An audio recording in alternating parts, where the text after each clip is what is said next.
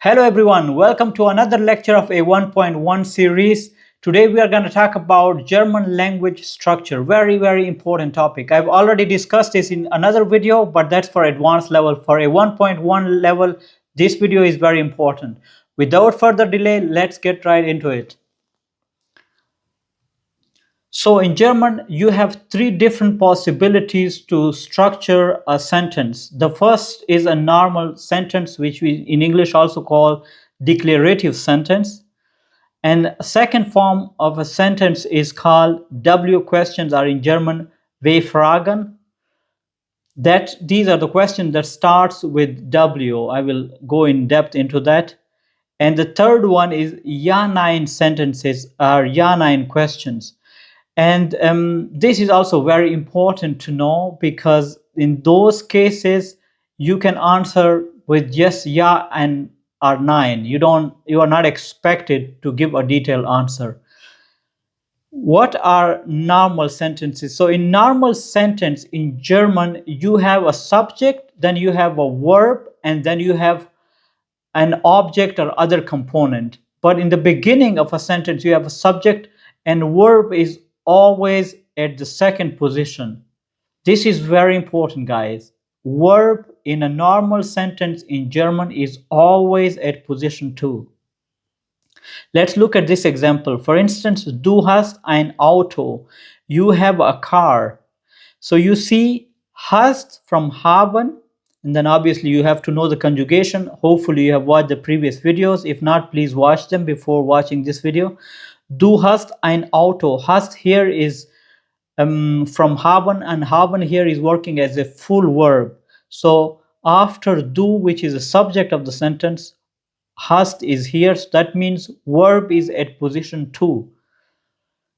Es geht mir gut. I am doing well. Here also, geht is verb, and it's at position 2. And then, as mentioned, followed by usually object or other component of a sentence. But you have to know that the subject and verb, subject at position 1 or first position, and verb at the second position are very critical for normal sentence design in German language. And then the third example is wir kommen morgen. So you have wir as a subject here and kommen as a verb here. We are coming tomorrow. And then war schon in Berlin. He has already been to Berlin. So in this case, then is a subject, war is a verb at position 2. So again, remember please, in normal sentence, the verb always comes in the second position. You will hear this a lot when you are learning German, okay? So you have to know this. The sooner you know it, the better. And again, the example, du hast ein Auto. Hast here is a verb. You have a car. Then in W questions, which are usually the questions that start in German with, for example, was, wo, warum, and was is what, wo is where, warum is why in German. These question words always come in the beginning of a sentence, and the verb comes in the second position. So it is the same way, the verb will still stay in the second position, but the first position will not be taken by the subject of a sentence, but rather by the question pronoun. So Fragepronomen, these words are called. And afterwards, then you have subject coming and other components of the sentence coming. So for instance, if you look at the structure of the sentence, question word is first. In this case, let's say was, then verb is the second, and let's say machen, so was machst, and then come subject, was machst du, for example, and then other component, was machst du morgen, for example. So, or gerade. So this is the design for W questions in German. You have to know this. This is very important when you're working at certain places, and these questions you will hear all the time. German are swallowing these words because of the dialect. So you will have some people from Berlin, other from Rostock, other from Freiburg. So they have all different dialects, and yeah, and you need to know this by heart, because oftentimes you get jobs only if you have good language of German. So the sooner the better you get a hang of these words. Knowing the normal sentence, verb is at the position 2. In the question sentence is also when that starts with W, the verb comes at the second position, but the first position is taken by the W questions. Then some examples for that are: Was hast du gemacht? What did you do? Wo wohnst du? Where do you live? And as you can see, hast and wohns, they are both from wohnen, and hast from haben, they are verbs, and they're taking the position number 2. And was and wo are coming at position number 1, so the start of the sentence. And then warum bist du so müde?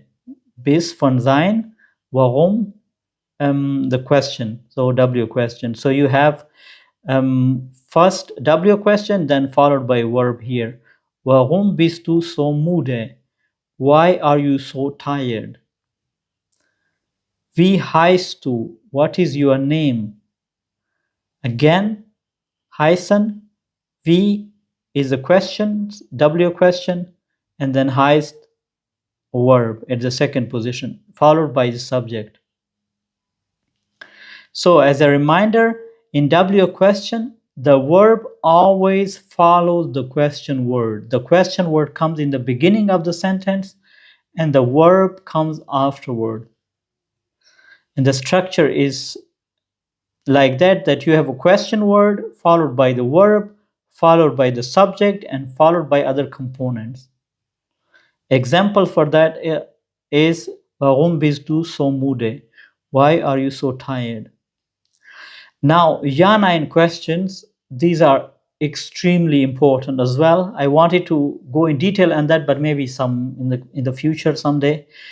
Ja, Nein questions can be answered with yes or no. It's simple as that. But in German, you have for that either nicht or kein or keine. And let's first look into the structure and then one example, and then I explain what's the difference between nicht and kein. So the structure for Ja, Nein question is that verb always comes in the beginning of the sentence. So it takes the position number 1.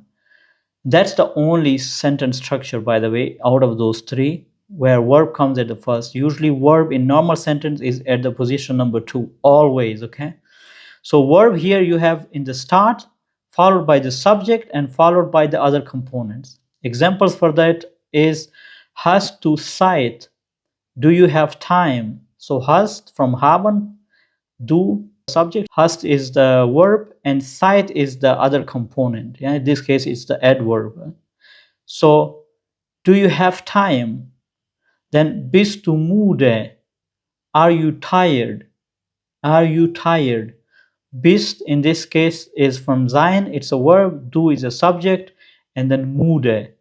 Are you tired? So it's an adjective, yeah? And then we describe it as other components. So again, remember in Ja, Nein question, the verb comes first in the sentence, followed by the subject.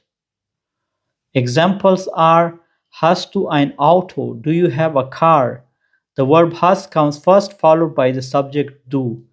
And now, when you are answering Ja, Nein questions, the answers Ja or Nein correspond to the question. So let's look at the question. Hast du Zeit? Do you have time? You can say Ja, you can answer Ja, ich habe Zeit. So you're corresponding to the question, because the question was focusing on Zeit. Hast du Zeit? Do you have time? And the answer should be corresponding to that. Ja, ich habe Zeit. Because you are asked about time. Yeah? Answer, Nein, ich habe keine Zeit. And the second one, geht es dir gut? Are you doing well? Answer, Ja, Ja, es geht mir gut. Nein, es geht mir nicht gut. And then again, corresponding to geht es dir gut? Wie geht es dir? That's the question. So it's corresponding to that. Mir geht es gut oder nicht. Or? So you have to know the difference between kein and nicht is that kein is in German an indefinite article like a or n. Yeah, and it negates always noun. So in German, the noun is always starting with a capital letter. So if you look here, you have Zeit, Z is capital, keine Zeit. Yeah, but nicht is not negating the noun, but rather all the other components of a sentence. So it can negate adjective, it can negate adverbs and subject, everything, but not a noun. Noun is negated by kein or a keine. So just the difference between the two of them. Maybe someday I will make a video about that in the future. So in summary, in normal sentence, verb is always in the second position. For example, du hast ein Auto. Du is the subject, hast is the verb. Ein Auto in that case is the object. In W question, you have question word in the beginning of a sentence, followed by again by verb, and then followed by the subject. And remember, subject and then other components. Yeah, this we just talked about. So, but this here I didn't mention. Was hast du gemacht? So if you look here, was is the question word, hast is verb, du is the subject, and then gemacht, and so gemacht or gestern. So these are the other components. Yeah. I mean, in this case, was hast du gemacht? If you look here, hast von haben, and it's a helping verb. I also talked about the difference between haben working as a full verb or as a helping verb. Yeah, so you have to know that. If you haven't seen those videos, please watch that. And then here, for instance, in the Ja Nein questions, these are the only type of question where verb comes in the beginning of a sentence. So if you look here, hast du Zeit, hast from haben, the beginning of a sentence, it's a verb, and their verb haben is working as a full verb. Yeah, and then du is the subject. So verb comes first, followed by subject, followed by other component of the sentence. That was it for today. I hope you like this video. For other videos or upcoming videos, stay tuned. Thank you very much.